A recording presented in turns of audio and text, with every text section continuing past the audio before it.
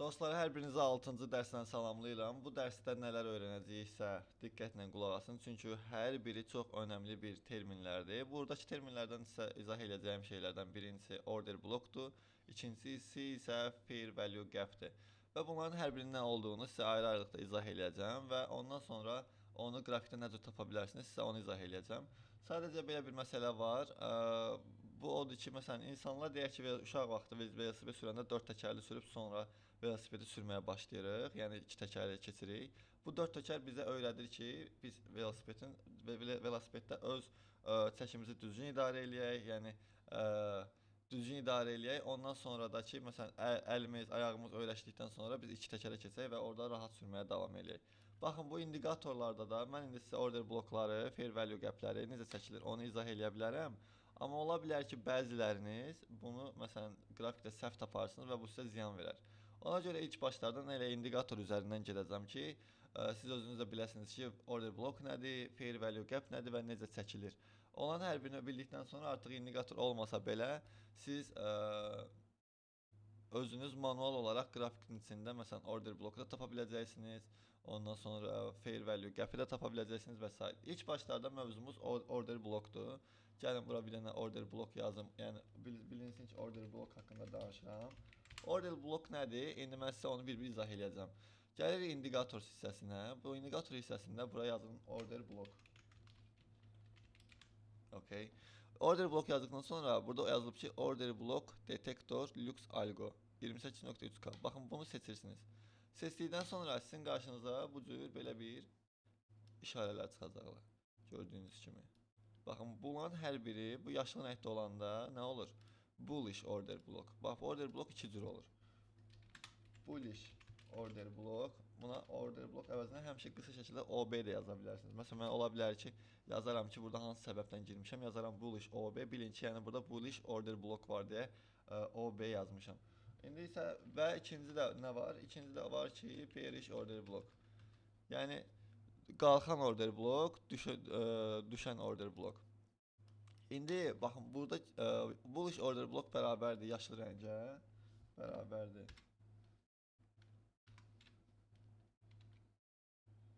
Yaşıl. Bearish isə bərabərdir qırmızı. Yəni bildiyiniz kimi də hər zaman kimi düşüş, yəni bearish qırmızıya bərabərdir, qalxışlar isə yaşıl rəngdə olur. Ancaq burada gördüyünüz kimi hər hansısa bir qırmızı, yəni bearish order blok yoxdur. Səbəb odur ki, bu dəqiqə qiymət yenə ATH-dadır. ATH-da olduğuna görə də, yəni sell nöqtəsi yoxdur. Ona görə də ancaq burada bullish order blokları göstərir həmən bu indikator. Ancaq biz götürsək, backtestə keçsək, məsələn, görək burada harda ən çox sideway var, gedək ora. Məsələn, gəlirik bura, deyək ki,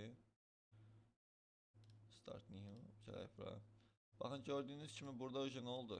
Bir də qırmızı rəngdə order blok yarandı. Order blok nədir dostlar? İndi sizə onu bir-bir izah edəcəm.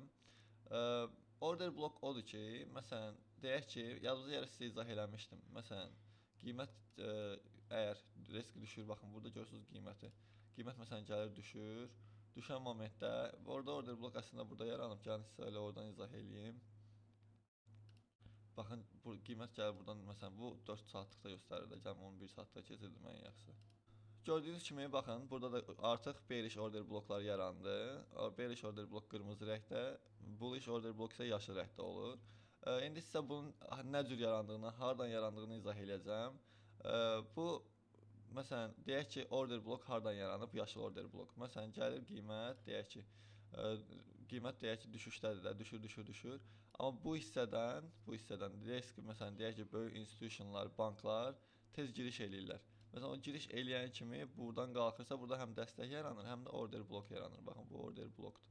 İndi biz insanlar nəyi gözləyir? İnsanlar ikinci dəfə yenə ora gələndə burada yenə giriş eləməyə gözləyirlər və o zaman da bura qədər qalxa bilir məsələn. Əgər bu da bunun dirənci olur. Dirənci də qırsa, ondan sonra qalxaraq davam edəcək. Bu isə bu CBR RBS dərslərdə, onu gələn dərslərdə izah edəcəm. Amma hələ ki bu order blokun nə olduğunu tam başa düşək, beynimizi qarışdırmayaq. Deməli, order blok odur ki, bir qiymətin müəyyən bir yerdən geri, yəni kəskin düşüş zamanı, məsələn deyək ki, qiymət kəskin düşüş eləyir, risk reaksiya qalxırsa, burada artıq order blok yaranır. Çünki banklardan, böyük institutionlar burada giriş eləyirlər və siz burada nə edirsiniz? Həmin bu order blokda gözləyirsiniz ki, nə vaxt ki qiymət gələr bu order bloka, baxın bura qədər, buradan giriş eləyərsiniz. Okay? Buradan giriş eləyərsiniz və buradan da qiymət qalxış eləyər. Stopunuz da har olacaq? Stopunuz da əlbəttə ki bu order blokun bitdiyi yer olacaq. İstəsəniz oradan 10 pips və yaxud 20 pips aşağıda da stoplarınızı qoya bilərsiniz. Yəni böyük ehtimal qiymət gəlib buradan reaksiyalar alıb yenə qalxmağa davam eləyəcək. İndi isə gəlin mən buradakı bu drawingləri silim və sizə göstərim ki, bu manual olaraq nə cür işləyir. Baxın, gördüyünüz kimi burada məsələn deyək ki, order blok yaranır. Baxın, gəlin bura iynə atıb düşür. Bu 1 saatlıqdadır da indi. Baxın, bu bir order blokdur. Burada da ikinci order blok var. Eyni yerdən 2 dəfə order blok yaranıbdır. Və gəlib nə olub? Qiymət gəldi. Məsələn, bu birinci order bloka görə qiymət gəlib dəyib qalxıb. İndi isə bu da burada birinci order blokdur. Məsələn, bu da ikincidir. İndi isə qiymət nə olacaq? Gəlib buradan dəyib düşə bilər. Və yaxud da qiymət gəlsə bu order bloka dəyib qalxa bilər. Baxın bu şəkildə. Bu şəkildə. İndi isə gəlin drawingləri silirəm. Baxaq görək drawingləri sildikdən sonra qiymət nə cür oynayacaq. Gördüyünüz kimi məsələn gəldi buradan reaksiyasını aldı düşdü. İndi baxaq yenə nələr baş verəcək. Yəni bir sözlə belə deyim, əgər bearish order blok görürsünüzsə, ora sell zonedur. Bullish order blok görürsünüzsə, ora buy zonedur. Bunu gəlin 10x qoymayaq, 5x qoyaq ki, görə bilək də nə cür şey olur. Gördüyünüz kimi gördünüz, gəldi yenə ora dəydi, qalxdı. Ondan sonra gəldi burada yenə bearish order blok yaratdı, bura dəydi, buradan düşdü. Sonra gəldi yenə bearish order blok yaratdı, düşdü. Görürsünüz dostlar, bearish order bloklar hal-hazırda dominantlar, yəni daha güclüdürlər. Hər yaratdığı order blok gördüyünüz kimi düşüş eləyir, qalxır. İndi isə bullish order bloklar yaranmağa başlayıb, gördüyünüz kimi dəyir, qalxır bu şəkildə. Burada da digər bundan qabaqki indikatorda izah elədiyim kimi hər zaman birinci girişi götürün. Əgər bu qrafik gəlib bir dəfə bura dəydi, qalxdısa, ikinci dəfə giriş eləmək lazım deyil. Çünki yenə deyirəm, məsələn, düşünün ki, bura order blok idi. Baxın, bura order blokdur. Deyək ki, baxın bu deyək ki, bu order blokdur. Və buradan düşüş olub. İnsanlar bir dəfə gəlib buradan satış eləyirlər, qiymət düşür. İkinci dəfə bax bura neçənci dəfədir dəyir, məsələn deyək ki, bura birinci dəfə dəyir. Sonra gəlir, məsələn bura yenə gəlir, ikinci dəfə yenə insanlar yenə satış eləyirlər. Sonra gəlir bura üçüncü dəfə yenə insanlar satış eləyirlər. Artıq bu order blok çox yorulub.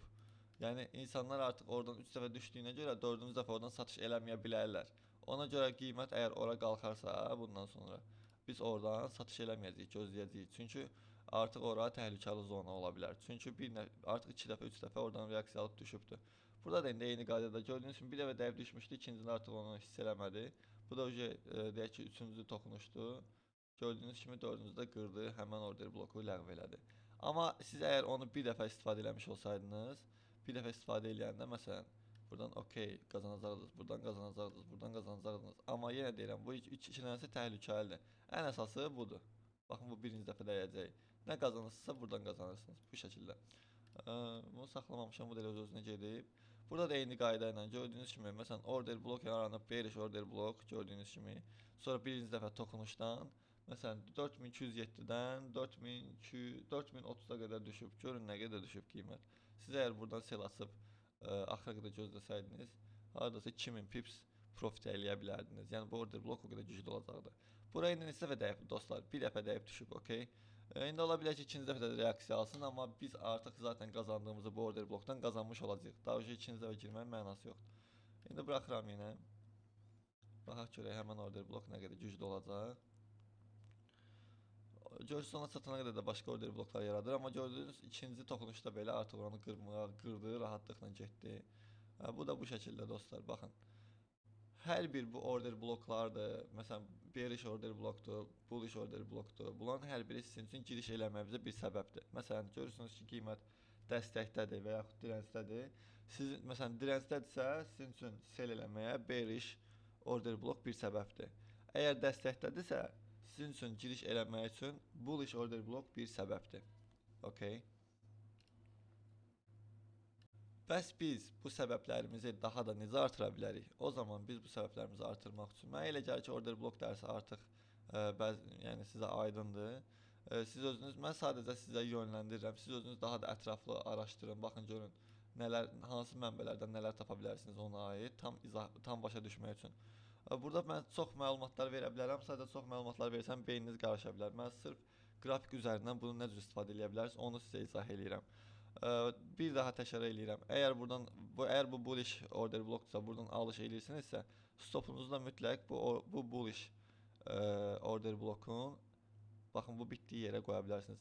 Yəni çox gözlətmək istəyirsinizsə, qalxacağından əminsinizsə, yəni fikirləşirsinizsə, o zaman ən son hədd ondan qabaqki dəstəyə qədər qoya bilərsiniz məsələn. Amma onu da keçdisə artıq yəni daha da saxlamaq olmaz.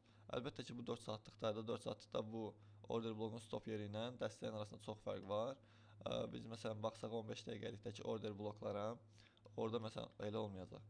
Məsələn deyək ki, buradakı order blok məsələn buradır stop yerimiz. Biz giriş eləyəcəyik məsələn deyək ki 3313-dən 3306 məsələn bizim üçün stop loss nöqtəsidir. Bura bitir yəni. Əgər siz amma əminsinizsə ki bu birinci dəfə toxunur, daha da qalxa bilər. Yəni ola bilər ki bu sadəcə liquidity grab'dir. O zaman siz stopunuzu bundan aşağıdakı dəstəyə qədər çəkə bilərsiniz. Məsələn 4301-ə qədər, hardasa 50 pips aşağı çəkə bilərsiniz. Amma buranı da qırdı, buradan da gözləyim, buranı da gözləyim. Elə eləmək olmaz. Məsələn, bura qırılsa deməli maksimum bura qədər gələ bilər. Əgər burada qırılsa deməli bazar həqiqətən də bearishdir. Yəni gözlətməyin heç bir mənası yoxdur. Sadəcə özünüzə psixoloji zərər verirsiniz, maddi zərər verirsiniz stop loss olmamaqla. Okay. Deyək ki, qrafikə baxanda birinci səbəbimiz bizim üçün order blokdursa, ikinci səbəbimiz nə ola bilər?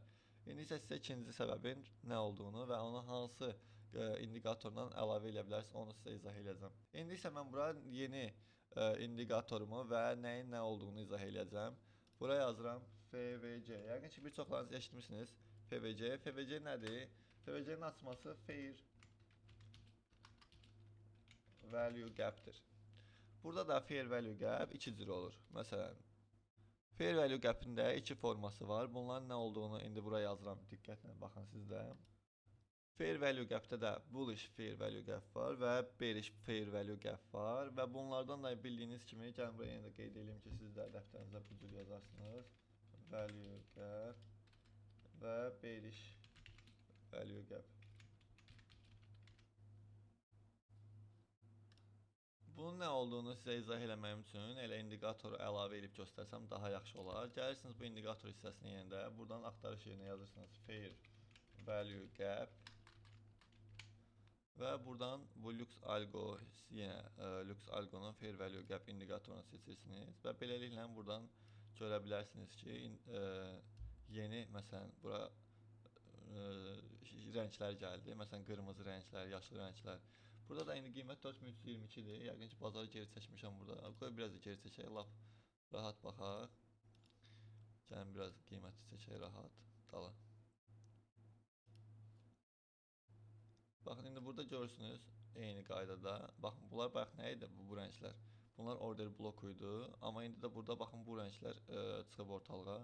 Bunlar da fair value gaplər sayılır. Fair value gaplərdən deməli yaşılları nədir? Bullish fair value gapdir. Gəlin bir də yazım bura, yuxarıda qaldı birisi. Deməli bullish fair value gap. Gəlin həmişə uzun yazmayacağım, elə qısa yazıram. Bullish FVC-lər bərabərdir yenə yaşıl rəng. Qırmızılar isə bearish FVC-lər olacaq. Bərabərdir qırmızı. Okay. Baxın, bullish bildiyiniz kimi hər zaman qalxandır, bearish isə hər zaman düşəndir. Okay. Baxın, burada indi order bloklardan nə var? Bearish order bloklar var. Amma fair value gaplərdən nə var? Ancaq bullish fair value gaplər var. Çünki ancaq yaşıl rəngdədir.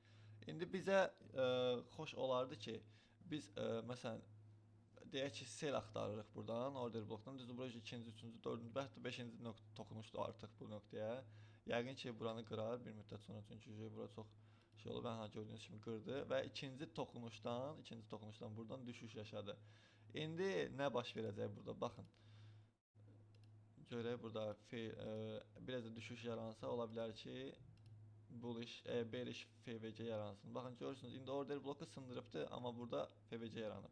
Fair value gap necə yaranır? Məsələn, əgər bir uzun şam gəlirsə, bu uzun şam gələndən sonra digər şamlar da artıq belə davam eləyirsə bir deyək ki, baxın burada bir qiymət boşluğu yaranır. Gördüyünüz kimi. Baxın burada bir qiymət boşluğu yaranır. Bu qiymət boşluğu nə sayılır? Fair value gap. Məsələn düşüş eləyirsə deyək ki, ondan sonra qalxanda buradan yenə reaksiya alaraq aşağı düşməyi çox böyük ehtimaldır. Çünki insanlar yəni bearish fair value gaplərdən hər zaman sell eləməyə davam eləyirlər. İndi isə okey, ola bilər ki, bunu kimsə tamamilə başa düşməmiş olsun. Normaldır, hər kəs yenidir, ilk dəfə görür. Hamı görən kimi bir şey bir saniyəsində başa düşmə məcburiyyətində deyil. İndi mən sizə qrafik getdikcə onu sizə bir izah edəcəm.